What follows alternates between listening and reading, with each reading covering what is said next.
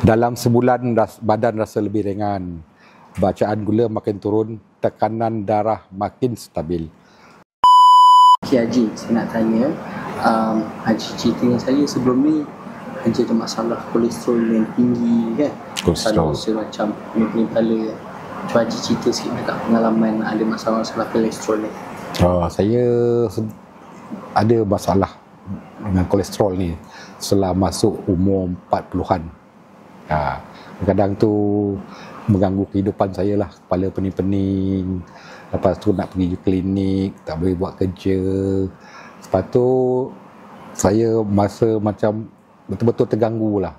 Saya pun takut dalam umur 40-an ni akan macam terlalu banyak penyakit lah.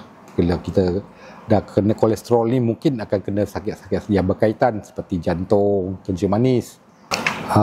Memang ada, saya pergi ke klinik selalu. Doktor pun cakap kolesterol ni terlalu tinggi, kena kontrol. Dia cakap kena makan ubat.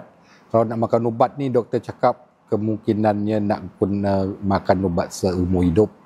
Saya tidak mahu diri saya ni dikontrol, dikawal oleh ubat.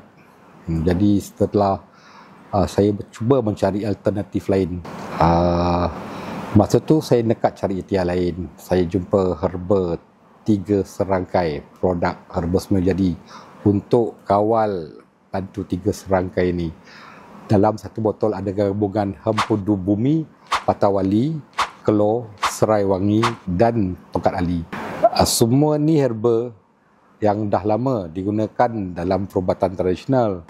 Saya mula amal 2 biji setiap pagi sebelum sarapan. Saya masih teruskan ubat klinik, tapi perlahan-lahan saya mula nampak perubahan. Dalam sebulan badan rasa lebih ringan, bacaan gula makin turun, tekanan darah makin stabil.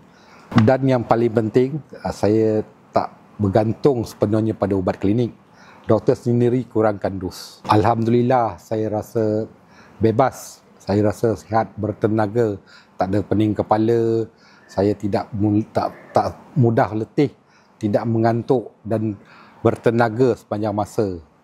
Saya rasa ada harapan untuk hidup sihat sampai tua tanpa beban ubat harian. Haji, jadi ada tak apa-apa nasihat untuk orang luar sana yang ada masalah 3 serangkai yang teruk ni?